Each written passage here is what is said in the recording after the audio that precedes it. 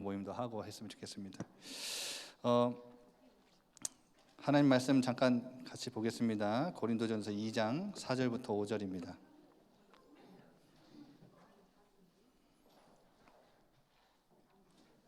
우리 지난주 훈련 때 저희 이번에 그 권역별 전도 캠프 주제 말씀드렸죠. 다 아시죠? 성령의 능력이 나타나는 전도 캠프. 그래서 첫 번째 시간에는 기도 제목 하나 제가 말씀으로 풀어서 같이 나눴죠. 기억하시죠? 그 기도 제목 뭐였죠?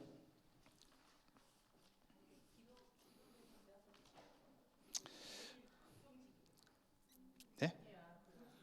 아니, 기도 제목. 세상 방식으로 전도하려 했던 내 틀과 고정관념 내려놓고 성령 인도 속에서 성령의 능력으로 복음을 선포하는 캠프. 이건 누구를 향한 걸까요? 우리를 향한 거예요. 복음을 전할 자, 복음을 전달하는 우리 전도자들의 기도 제목. 그러면 오늘은 두 번째 기도 제목인데, 성령의 능력이 나타나려면 우리 안에서 우리가 우리 능력, 말과 지혜, 능력으로 하는 게 아니라 성령의 능력으로, 바울이 내 말과 전도함은 성령의 능력이 나타나심으로 했다 그러잖아요. 그 고린도 지역에서. 그러면 성령의 능력이 나타나려면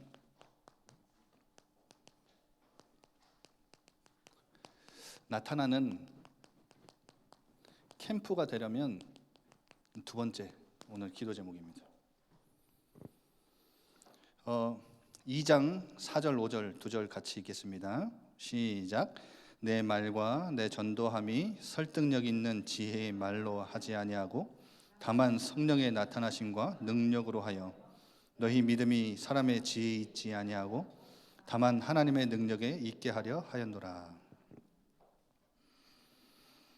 오늘은 이제 고린도 지역에서 전도 운동하는 바울의 모습을 우리가 계속 보고 있는데, 여러분 이 바울이 전달한 내용이 뭐였죠? 고린도 지역 사회에 들어가서 바울이 전달했던 가장 중심적으로 늘 집중하며 전달했던 내용이 뭐죠?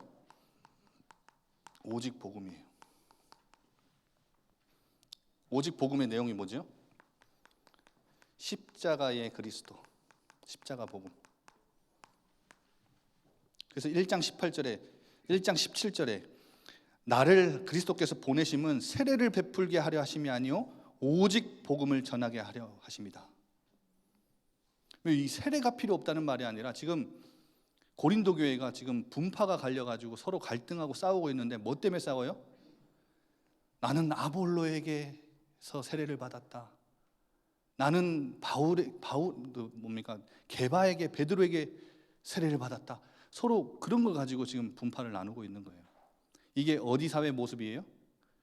고린도 지역 사회의 모습 그대로 지금 교회 안까지 들어온 거예요. 그러니까 지금 바울이 나는 그리스도께서 나를 보내심은 세례를 베풀려 함이 아니라 뭐예요? 오직 복음을 전하게 하려 하십니다. 그래서 내가 오직 복음을 전했다.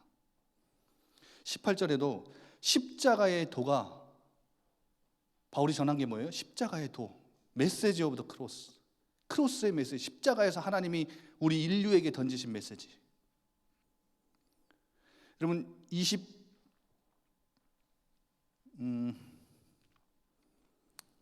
보세요. 23절. 우리는 십자가에 못 박힌 그리스도를 전하니. 십자가 그리스도, 이 십자가 복음 전달했어요. 여러분 이 시대 앞에도 바울이 고린도 지역에서 그 시대 앞에 오직 복음을 전달했던 이 복음의 내용이 지금 이 시대에도 동일하게 필요해요. 여러분의 현장에도 동일해요. 그런데 여러분 참고할 건 있어요. 이 고린도 지역 사회는 참고하세요. 그리스 신화 여러분 많이 들어보셨죠? 그리스 신화가 팽배했던 지역이에요. 그리스 신화는 뭘 얘기하냐면 다신론, 여러분 아시죠? 그 무슨 신이 있었습니까? 뭐 제우스도 있었고 뭐 여러 신들이 있었잖아요. 그 신화, 그리스 신화 이런 문학 읽어보신 분들은 굉장히 그 안에 막 여러 신들이 있죠. 근데 참 재미있는 거는 그 그리스 신화에 나온 신들이 누구와 좀 비슷하냐? 인간과 좀 비슷해요. 그냥 감정을 갖고 있어요. 인간과 같은. 그렇게 신들을 묘사했어요. 그래서 이 그리스 신화에 나와 있는 신들은 인간의 왕들과 영웅들과 우정을 나누기도 하고 심지어 사랑도 나누고 어떨 때는 막 미워가지고 싸우기도 하고 막 그래요. 신들이. 그런데 참 재미있는 거는요, 바울이 전한 거는 십자가 그리스도 이 복음 안에서 나타난 그리스도를 통해 드러난 하나님의 사랑을 전했잖아요. 하나님이 인간의 몸을 입고 이 땅에 오신 거, 그게 복음이잖아요. 성육신. 근데 그가 인간을 구원하는 방법이 뭐예요? 십자가예요. 인간을 위해 이 땅에 인간의 몸을 입고 오신 그분이 죽으셨어요. 그걸로 우리에 대한 사랑을 확증하셨어요. 그런데 여러분, 그리스 신화에 익숙한 그 당시 고린도 지역 사회의 로마의 그 시민들은 그런 신은 들어본 적도 없는 거예요.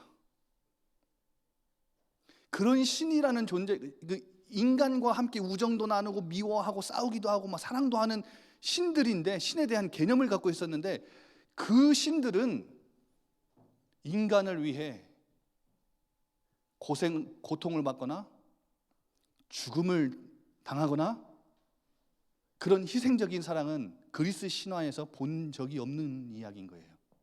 충격적인 이야기죠. 여러분, 그리고 이 고린도 지역은 이제 헬라 문학이죠. 고대 철학, 헬라 문학이 가득했던 곳인데, 고대 철학자들의 신관이 어떤 신관이냐? 그리스 신화와는 좀 달라요. 이거는 인간적인 감정을 갖고 있는 신들을 묘사했잖아요. 그런데 고대 철학자들의 신관은 신들의 속성 안에는 인간적인 면이 없다라고 배격을 했어요. 그러니까 인간적인 그 감정과 인간과 같이 뭐 사랑을 나누고 그런 신으로 신관이 아니었어요. 이들이 말하는 신은. 무슨 말인지 아시겠죠? 사랑과 우정을 나누는 개념 자체가 아예 고대 철학자들의 신관에서는 찾아볼 수가 없어요. 바울의 메시지가 얼마나 충격적이에요. 그렇죠? 이런 신적인 개념을 갖고 있는, 신에 대한 개념을 갖고 있는 자들에게 얼마나 충격적이겠어요. 하나님이 인간을 구원하시기 위해 인간의 몸을 입고 이 땅에 오셨다. 그가 십자가에서 죽으심으로 우리에 대한 자기 사랑을 확증하셨다. 이게 바울 십자가 복음 메시지의 핵심이거든요. 여러분, 제가 뭘 말씀드리고 싶은 거냐면, 이런 그 신에 대한 개념을 갖고 있었던 문화 배경 속에 있는 자들에게 바울은 오직 복음, 십자가의 그리스도 전달했어요. 지금 이 시대에 여러분, 이 흐름 속에서 이때는 사실 바울보다 우리는 전도하기 힘든 시대를 살고 있다고 생각하잖아요. 그렇죠? 환경적으로 보나. 그런데 여러분, 공통점이 있어요. 이 둘은 뭔지 아세요? 이 둘의 신에 대한 개념은 신이 살아있다고 생각하잖아요. 신이 존재한다고 생각하잖아요. 그걸 보고 유신론이라 그래요. 유신론. 신이 있다. 신이 존재한다. 신은 살아있다. 그런데 여러분, 20세기에 들어서 19세기에 니체가 이 한마디 가지고 모든 개념을 뒤집어요. 뭐예요? 신은 죽었다. 지금 그래서 우리가 살고 있는 21세기, 20세기에는 유신론의 종말, 그래서 무신론이 팽배한 시대예요. 시대를 우리는 살고 있어요. 그래서 20세기에 들어서 신은 없다, 신은 존재하지 않는다, 신은 죽었다. 근데 여러분, 21세기에는 뭐죠? 21세기에는? 그러면 신은 어디에 있느냐? 신은 바로 어디 안에 있다? 내 안에 신성이 있다. 너라고 하는 존재, 인간이라는 존재, 그 안에 그 신성이 있어서, 하나님이 있어서 하나님은 필요 없는 존재다. 하나님을 믿지 않아도 된다. 그러면 이게 무신론에서 뉴에이지가 말하는 이렇게 발전이 된 거예요. 그러면 여러분, 지금 우리는 나 중심의 개인주의가 팽배한 이 현장에 내가 하나님이 아니야. 내 안에는 스스로 구원받을 수 있는 능력이 없어. 나는 내 안에는 신성이 없어. 전달하는 게 오직 복음이겠죠. 바울은 이런 시대에 그래도 신이 있다라고 생각하는 자들에게 충격적인 메시지를 던졌는데, 지금은 신이 없다, 내가 신이다 말하는 시대에, 지금 현대에 우리는 복음을 전하는 거예요.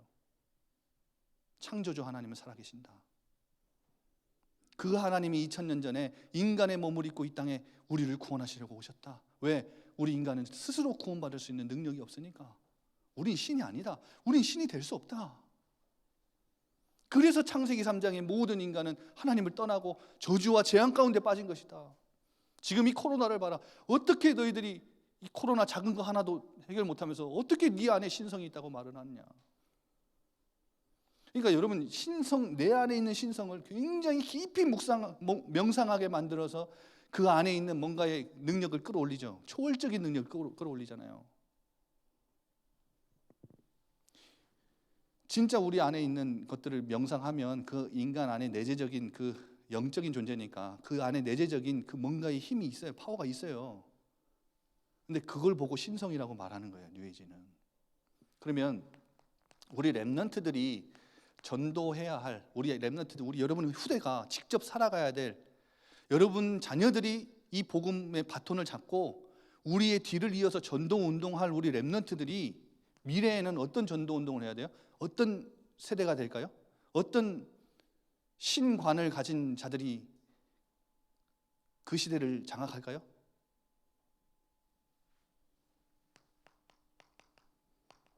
통합이에요, 통합 종교. 그래서 어제 제가 삼천제자반 때도 잠깐 말씀드렸는데, 통합 종교 시대가 오면요, 기독교는 절대적인 창조주 신을 믿잖아요. 유일신 사상이잖아요. 이건 우리가 절대 타협할 수 없고 배려할 수 있고 없고 양보할 수 있는 게 아니잖아요. 그렇죠? 그런데 통합 시대가 오면 기독교는 독선이 되는 거예요. 독선 중에 독선이 되는 거예요. 이 통합 시대가 오면 뭐가 되는 거예요? 기독교는 고집이고 비판의 대상으로 굉장히, 여러분 지금도 뭐 기독교가 엄청 비판받지만 앞으로 우리 렘넌트들이 살아갈 시대는, 기독교인이라고 하면, 제가 생각하기에는 기독교인이라고 하면 아마 돈 벌기도 힘들고 뭐 공무원 되기도 힘들고 막 그런 시대가 오지 않을까. 그런 시대가 올 수도 있지 않을까. 그러면 여러분 생각해 보세요. 여러분의 자녀들이 사업을 하는데 기독교인이라고 핍박을 받아서 사업이 안 돼. 어디서 많이 본 모습이죠. 여러분, 여러분의 자녀들이 기독교인이라는, 하나님을 믿는다는, 그 유일신을 믿는다는 그 사상 하나, 그 믿음 때문에 뭐예요? 공무원이 못 돼. 아무리 공부해도 공무원이 안 돼. 여러분, 그런 핍박 속에 우리 렘넌트들은 이거 전해야 돼요. 우리 보통 사명 가진 거 아니죠? 그렇죠?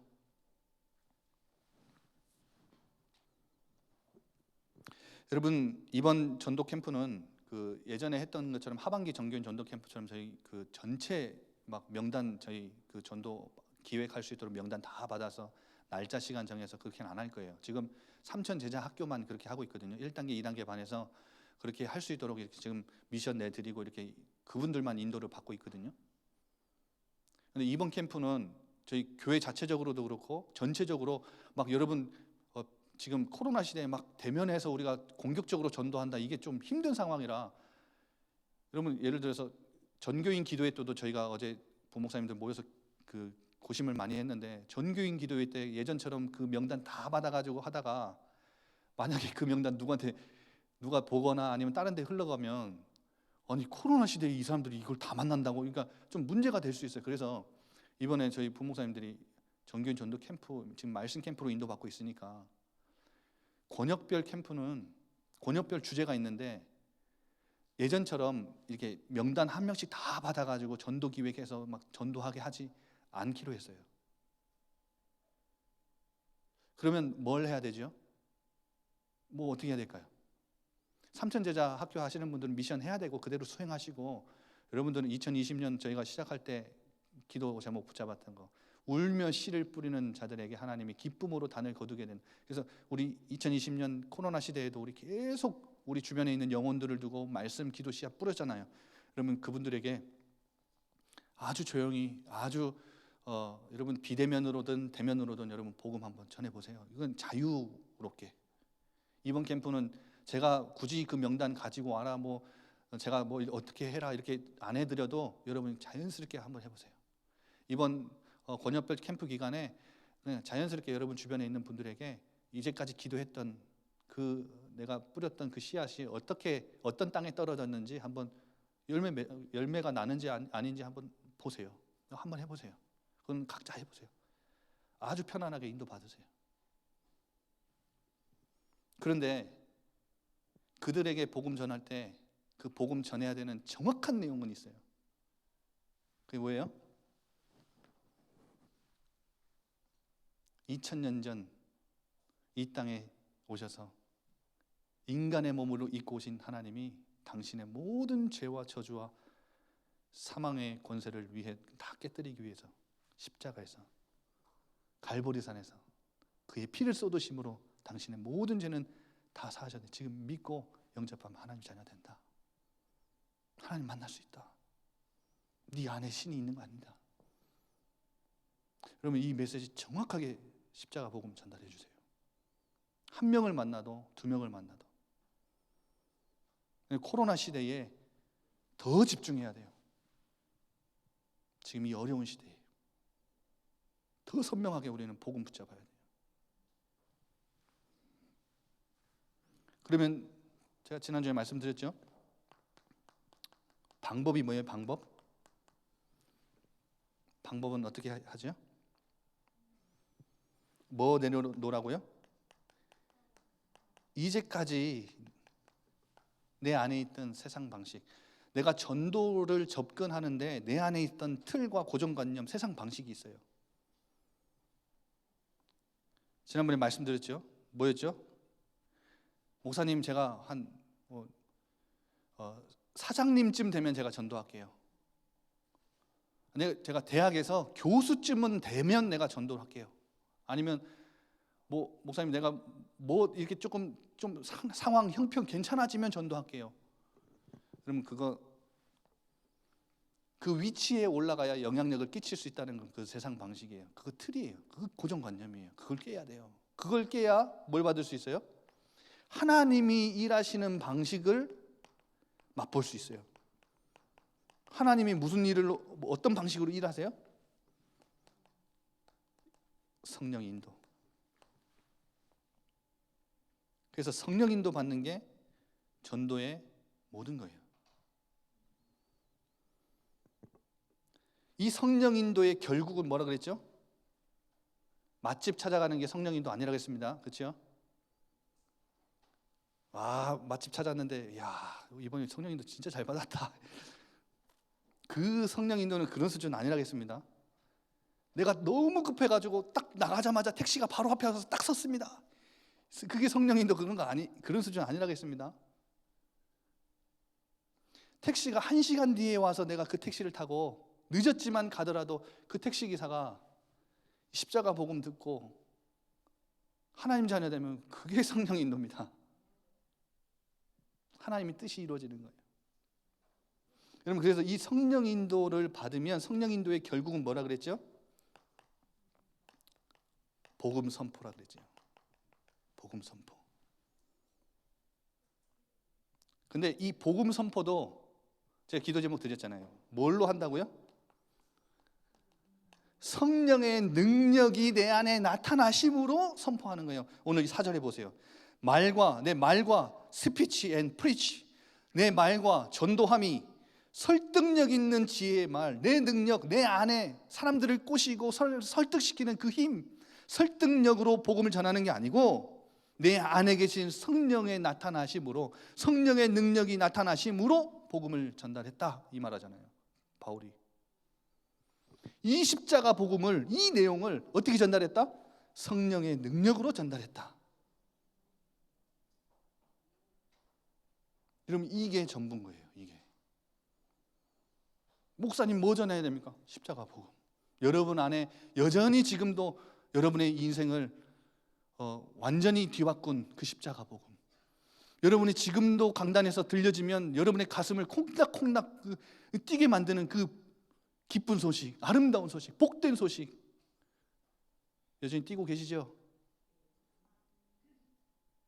10년 전, 20년 전, 30년 전에 예수님 영접하셨어도 여전히 그 기쁜 소식은 여러분에게 기쁜 소식 맞죠? 여러분을 행복해하는 소식 맞죠? 가슴 뛰는 그 소식 맞죠?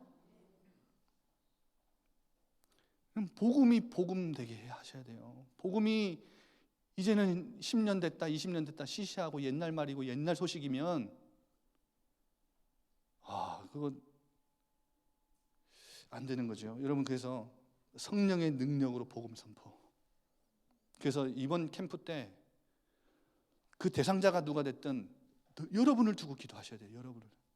하나님, 내가 이제까지 내 고정관념과 내 틀 속에 하나님, 내가 전도를 접근했었네요. 그러니까 내가 눌리고, 내가 누리지 못하고, 내가 힘들고 늘 부담되고 그랬었는데, 하나님, 나 성령 인도 받게 해주세요. 저 한 영혼, 너무 불쌍한 영혼, 목자 없는 양같이 기진하여 고생하고 있는 저 영혼은 하나님, 정말 저 영혼을 두고 하나님 나에게 만남을 주셨는데 그러면 왜 만나게 하셨겠습니까? 하나님, 나 성령 인도 받게 해주세요. 하나님, 일해 주세요. 나를 통해 일하세요. 그때 딱 정확한 타이밍, 정확한 시간표, 정확한 장소, 정확한 만남 속에 하나님이 성령의 능력으로 복음 선포하게 해주세요. 이거 외엔 없습니다. 여러분 능력으로 하려고 하지 마세요. 여러분 뭔가 틀 갖고 하려고 하지 마세요. 자, 오늘은 두 번째 기도 제목입니다. 이거 금방 끝납니다. 2개밖에 없어서.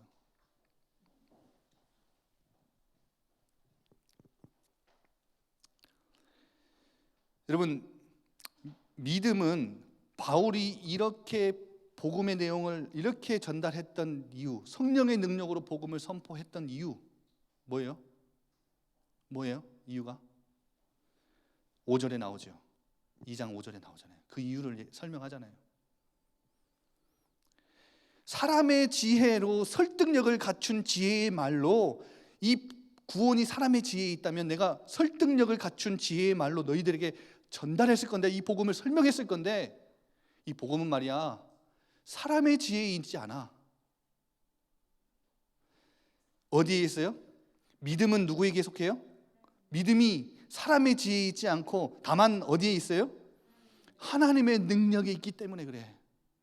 하나님의 능력으로 믿는 자들을 구원하시는 분은 하나님이기 때문에 나는 성령의 능력으로 복음을 선포한 거야. 다른 거 전달하지 않고, 다른 것이 많은데 다른 거 전달하지 않고 십자가 복음을 내가 하나님의 주신 성령의 능력으로 선포한 이유가 뭐냐? 믿음의 주관자가 누구예요? 바로 오직 우리 하나님뿐이기 때문에.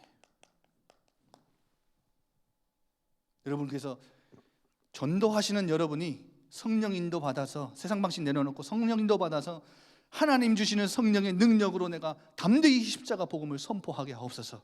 그리고 두 번째 기도가, 하나님, 복음을 받는 자들의 그 믿음을, 내가 복음을 선포할 때 그들의 마음을 열어서 믿음을 주시는 이는 하나님이시잖아요.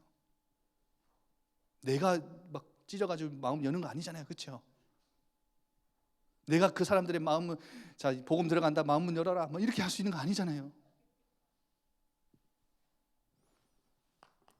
에베소서 2장 8절 뭐죠? 은혜에 의하여 믿음으로 말미암아 구원을 받았으니. 뭘로 인해서요?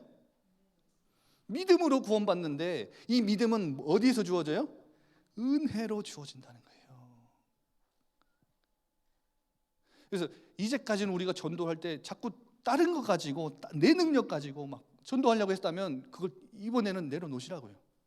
성령의 능력 그것만 의지하세요. 그래서 기도하시라는 거예요. 첫 번째 기도 제목이 그거예요. 두 번째 기도 제목은 뭐예요?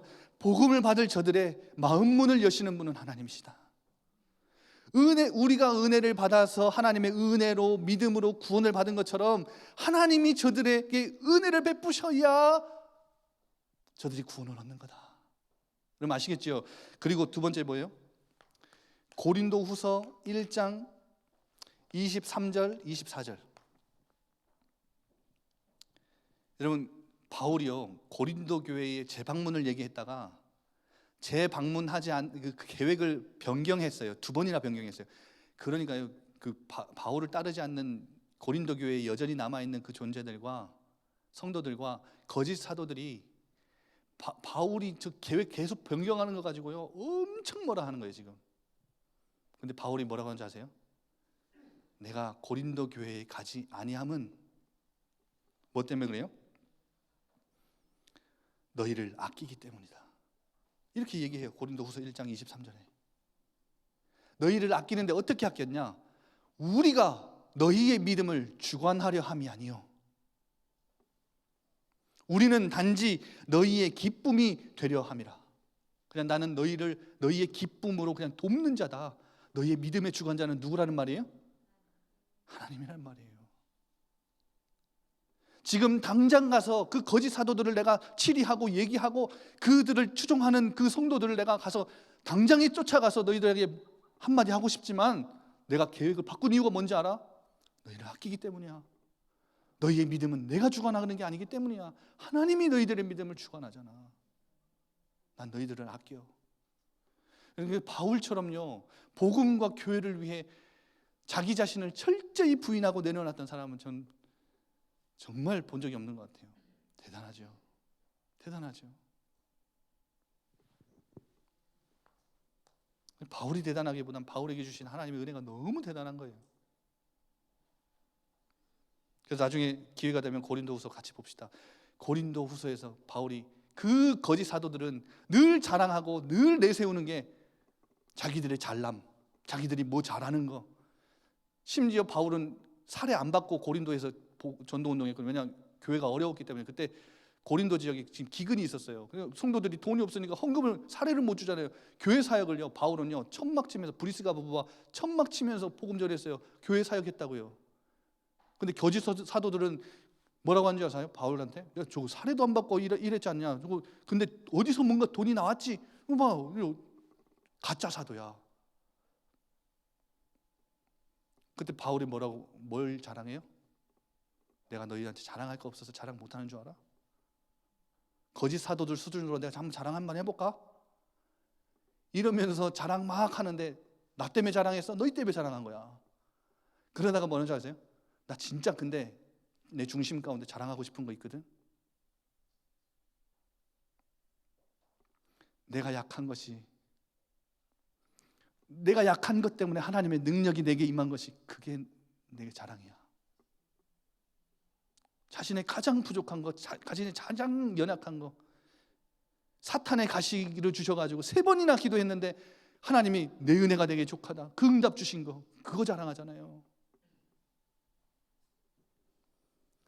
여러분, 그래서요 자신의 잘남 내세우고 자신이 뭐 은혜 받을 자격이 있다고 생각하고 자신이 뭐 응답을 누릴 수 있는 자격이 있다 생각하고 교회에서도 내가 뭔가를 좀 했는데 하고 어깨에 올라가는 사람들은요, 여러분 그거는 가장 약한 사람들이에요. 아시겠죠? 가장 약한 사람이, 목사님 저 교회에서 그래도 좀 이거 했는데요. 나 전도운동회 세계복음화에 해서 조금 이거 좀 했는데요. 가장 약한 사람이에요. 말씀드렸죠. 이 중에서 가장 강한 사람 누군지 아세요? 진짜 부끄러운 것 많고 진짜 약한 거, 내가 약한 거, 나 약한 거 알고요 하나님 앞에 매달리는 사람, 그 사람이 가장 강한 사람이에요. 저희 와이프도 있지만 제가 8년 전에 이 교회 왔을 때 얼마나 약한 사람이었는지, 얼마나 제 잘난 거 가지고, 제 뭐 잘난지도 않은 거 가지고 옛날 그 과거 다 잊어버리고, 그 부끄럽게 살던 망나니 인생 살았던 저는 그거 다 잊어버리고 뭐 뭔가 해볼 수 있을 것처럼 막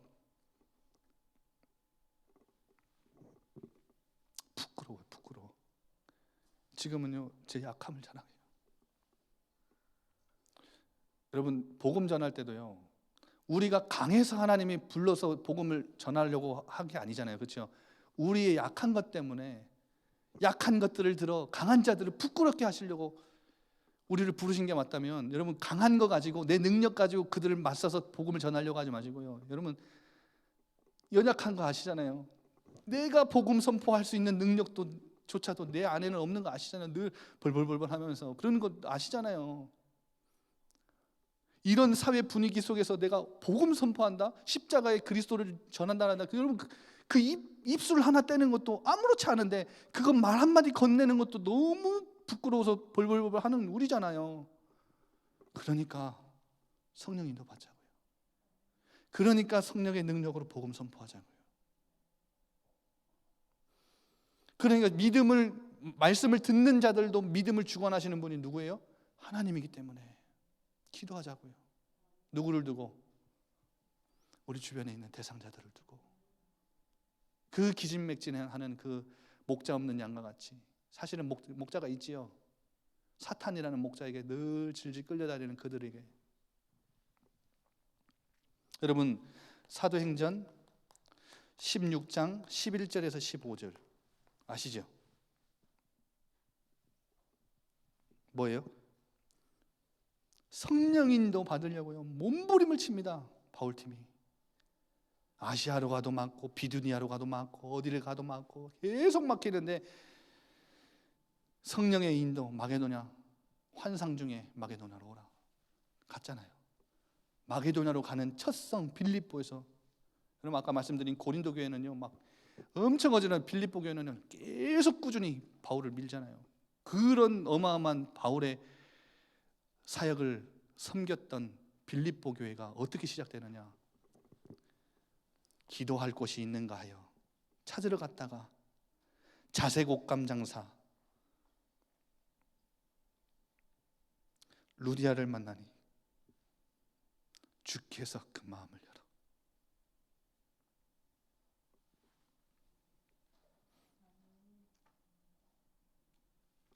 믿음의 주관자는 누구예요? 여러분, 이거 너무 놀라운 일 아니에요? 세상 방식으로밖에 난 늘 그 틀 속에 살 수밖에 없는 우리인데, 그 틀을 내려놓고 성령님이 우리 안에 오신 것도 너무 놀랄 일인데, 성령의 인도 속에서 하나님의 일에 내가 쓰임 받는데, 성령의 능력을 복음을 선포했더니 하나님이 그의 마음을 열어버리죠. 여러분, 이 맛을 봐야 돼요. 이 맛을. 그래서 여러분 기억하십시오. 내가 지혜 있는 말을 해야 영접한다, 그건 착각입니다. 내가 설득력을 갖춰서 복음을 전해야 좀 듣지 않겠습니까? 그거는 우리 수준입니다.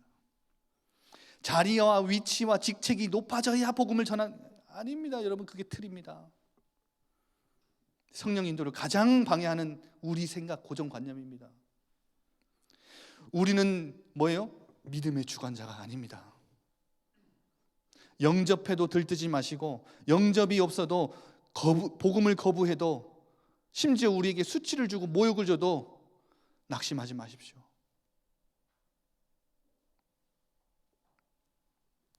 영접은 하나님 손에 있는 것이기 때문에 성령의 능력으로 복음을 선포하면 되고, 복음을 받는 자들에게 하나님 은혜를 주세요. 그거 기도해야 됩니다. 여러분, 기도 제목 딱 붙잡으세요. 다음 주에 와서 또 물어볼 겁니다.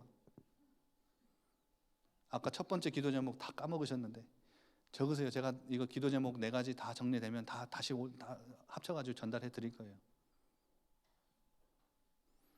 두 번째로, 시간이 많이 가서, 바울이 지혜를 안전한 건 아니에요. 그렇죠? 참 지혜를 전달했어요. 참 지혜가 누구의 전달이에요? 하나님의 지혜예요. 이 지혜는 뭐라고 설명해요? 오늘 6절에 세상 지혜가 아니에요. 세상에 저 떵떵거리면서 높은 위치에 서서 막 굉장히 뭔가 된 것 마냥 하는 저 통치자들의 지혜가 아니에요. 어디에 있는 지혜예요? 7절에 오직 은밀한 가운데 하나님의 지혜를 말하는 것으로 감추어졌던 것인데, 하나님이 우리의 영광을 위하여 만세전에 미리 예비하신 거죠. 비밀이래요. 비밀. 언제요? 만세전에 우리의 영광을 위해 감추어 두신 비밀이에요. 하나님의 지혜. 복음은 하나님의 지혜예요. 은밀하게 감추어졌던 거예요. 왜냐? 만세전부터 우리의 영광을 위해 우리 때의 영광을 드러내시기 위해 바울이 이걸 전달한 거예요. 그런데 여러분 보세요. 이 복음을 전달했을 때, 바울이 성령의 능력으로 선포했을 때 믿음의 주관자는 하나님이신데, 이 믿음의 주관자가 믿음이 세상 지혜에 있지 않고 하나님의 능력에 있게 함이라. 이 말은 이 복음을 깨닫는 것은 참 지혜, 하나님의 지혜인데, 이것은 비밀인데 세상 것들이 아닌데, 진짜 중요한 거예요. 이거예요. 그러면 누가 계시하느냐? 이 만세전부터 감추어졌던 이 비밀을 누가, 세상의 것도 아니고 통치자들이 가르쳐 줄 수 있는 것도 아닌데, 이 참지혜인 하나님의 지혜를 누가 계시하고 누가 드러내느냐? 누가 알려주느냐? 10절에 오직 하나님이 성령으로 이것을 우리에게 보이셨으니. 누가 계시해요? 성령 하나님이 우리에게 계시해 주시는 거예요. 그러면 뭐가 필요해요, 여러분? 복음을 받는 자들의 믿음을 주관하시는 하나님께서 우리가 성령의 능력으로 복음을 선포할 때 믿음의 주관자이신 하나님이 이들의 마음을 여셔서 뭐 해야 돼요? 하나님의 지혜인 복음을 성령님께서 가르쳐 알게 하옵소서. 성령님이 계시해 주시옵소서. 성령님, 내 능력으로 복음을 전하지 않겠습니다. 성령의 능력으로 복음을 선포할 테니 믿음의 주관자이신 하나님께서 그들의 마음을 열어 성령께서 참 지혜인 하나님의 지혜인 만세전부터 가려져 있는 이 비밀의 비밀을 성령 하나님 가르쳐 알게 하옵소서. 계시하옵소서. 그 기도 제목이에요. 그 기도 제목.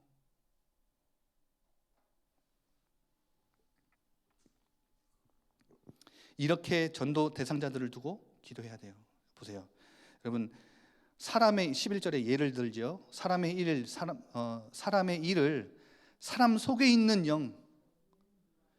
여러분, 제 생각 속, 제 마음에 있는 것을 제 안에 있는 영만 알잖아요. 하나님의 일은 그러면 누가 알아요? 하나님의 영 외에는 알지 못하지 않느냐. 그래서 13절에 우리가 이것을 말하는 것은 사람의 지혜로 가르친 게 아니라 성령께서 가르치신 것으로 하니까, 여러분, 영적인 일은 영적으로만 분별할 수 있으니까 성령으로 내가 너희를 가르친 것이다. 지금도 내가 이것을 말하고 있는 것이다.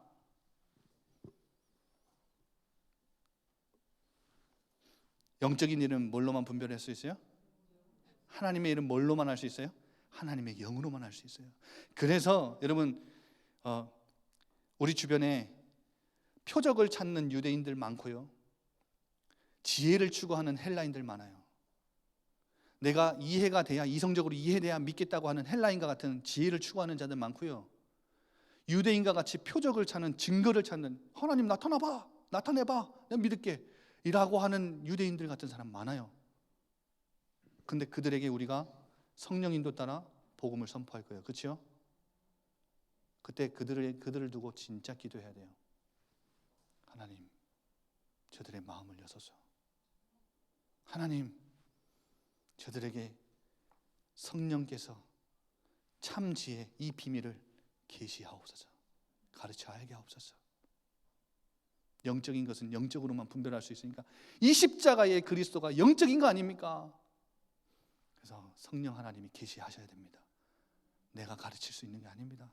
사람의 지혜 있지 않습니다. 바울이 지금 그걸 얘기하고 있는 거예요. 자, 마지막 결론으로 기도 제목 제가 말씀드립니다. 믿음의 주관자이신 하나님께서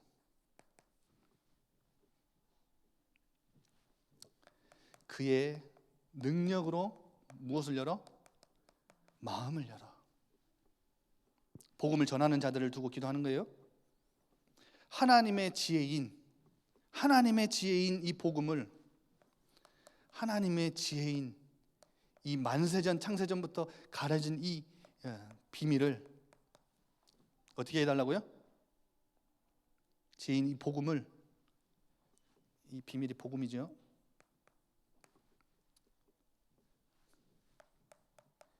계시하소서, 가르치소서, 밝히 깨달아 알게 하옵소서. 여러분, 그 복음을 이제까지 계속 전해봤던 분들이 대상자들이 복음을 계속 여러분에게 들었던 분들도 있을 거예요, 주변에. 그렇죠? 혹시 이번에 전도 대상자가 중복되는 걸 작년에도 전해봤고 이번에도 전할 분들 계실 거예요. 근데 이번 전도 캠프는 이걸로 하세요. 다른 거 싹 빼세요. 이전까지는 우리가 방법이었다면, 이전까지는 우리가 조금 가미된 뭔가의 내용이었다면, 교회 데리고 오려고 했던 뭔가의 동기였다면, 여러분 그 싹 내려놓고 거품 싹 빼고 성령의 능력으로 복음 선포하세요. 성령, 믿음의 주관자인 하나님께서 그의 능력으로 마음 열어 하나님의 지혜를 가르치실 거예요. 그 안에도 성령의 능력이 일어날 거예요. 그래서 이번 캠프 주제가 뭐예요? 성령의 능력이 나타나는 캠프. 내 안에서, 그리고 복음을 전달받는 그 안에서. 그래서 영혼을 변화시키는 역사는 하나님의 성령의 역사밖에 없어요. 여러분 이번에 진짜 기도합시다. 우리 한번 같이 1분간만 기도합시다. 성령 하나님, 성령의 능력으로, 성령 인도 따라서 복음 전하게 하옵소서. 마음 열어 성령께서 계시하옵소서, 가르치소서. 여러분 떠오르는 전도 대상자들이 있으면 오늘 느헤미야에게 마음은 감동하셨던 그 하나님이 여러분의 마음을 감동하시면 여러분 주변에 있는 그 대상자, 흩어져서 구원받기로 작정된 자를 여러분 모으기로 오늘도 하나님이 감동 주시면 한번 그 얼굴을 생각하면서 같이 기도했으면 좋겠습니다. 잠깐만 기도합니다.